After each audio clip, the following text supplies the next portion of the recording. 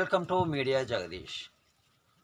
ఈరోజు వీడియో 101 ఏళ్ల తర్వాత లెనిన్ సమాధి అనే కాన్సెప్ట్పై వీడియో చేయడం జరిగింది. మీలో చాలామంది వీడియోస్ చూస్తున్నారు కానీ సబ్స్క్రైబ్ చేసుకోవడం లేదు. ప్రతి ఒక్కరూ సబ్స్క్రైబ్ చేసి ఇలాంటి ఇంట్రెస్టింగ్ విషయాలు తెలుసుకోవాలి అని కోరుచున్నాము. ఇక టాపిక్లోకి వెళ్తే, విప్లవ యోధుడు, కమ్యూనిస్టు సిద్ధాంతకర్త వ్లాదిమిర్ లెనిన్ అంత్యక్రియలకు రష్యా ప్రభుత్వం ఏర్పాటు చేస్తుంది. ఆయన చనిపోయి అక్షరాల 101 ఏళ్లకు అంతిమ సంస్కారాలు నిర్వహించాలని నిర్ణయం తీసుకుంది. దీనిపై సర్వత్రా అసంతృప్తి వ్యక్తమవుతోంది. లెనిన్ భౌతిక కాయాన్ని ప్రజల సందర్శనార్థం రష్యాలోని రెడ్ స్క్వేర్ మ్యూజియంలో 101 ఏళ్లు భద్రపరిచారు.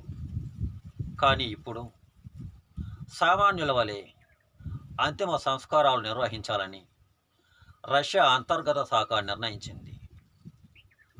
2025 సెప్టెంబర్ 3వ తారీఖున లెనిన్ జన్మస్థలం అయిన ఉల్యానోలో అధికార లాంఛనాలతో అంత్యక్రియలు నిర్వహించాలన్న నిర్ణయం ఇటీవల జరిగింది. ఈ క్రమంలో నిత్యం వేలాది మంది సందర్శించే లెనిన్ మ్యూజియం శాశ్వతంగా మూతపడుతుంది.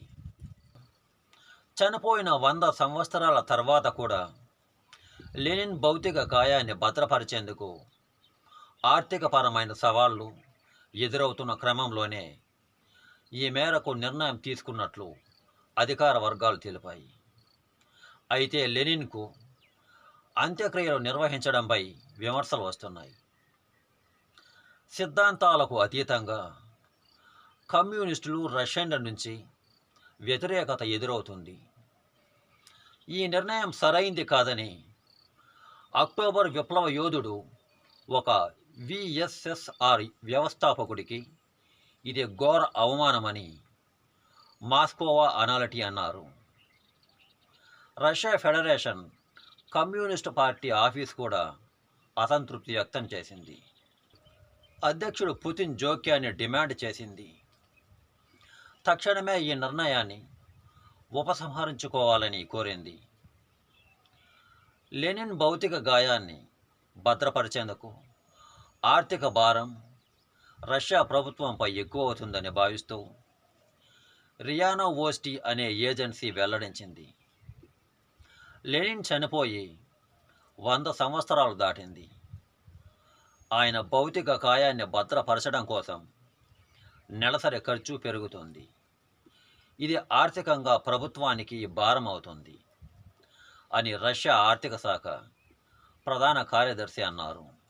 ఇది ఇలా ఉంటే, ఉల్యానో నగరంలో ఒక ప్రత్యేక స్మారకాన్ని లెనిన్ కోసం ఏర్పాటు చేస్తారని, విప్లవ యోధుడి తల్లిదండ్రుల ప్రక్కనే సమాధి చేస్తారని సమాచారం.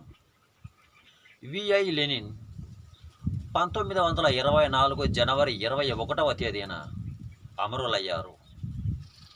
ఆయన భౌతిక కాయాన్ని అప్పటి నుండి రెడ్ స్క్వేర్ మ్యూజియంలో ప్రజల సందర్శనార్థం భద్రపరిచారు. ఈ విషయం ప్రపంచానికి తెలుసు.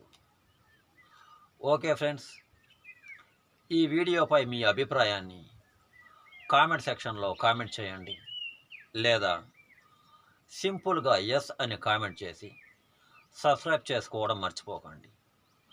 ఇంకో రోజు ఇంకో వీడియోతో మళ్ళీ కలుద్దాం. God bless all my friends.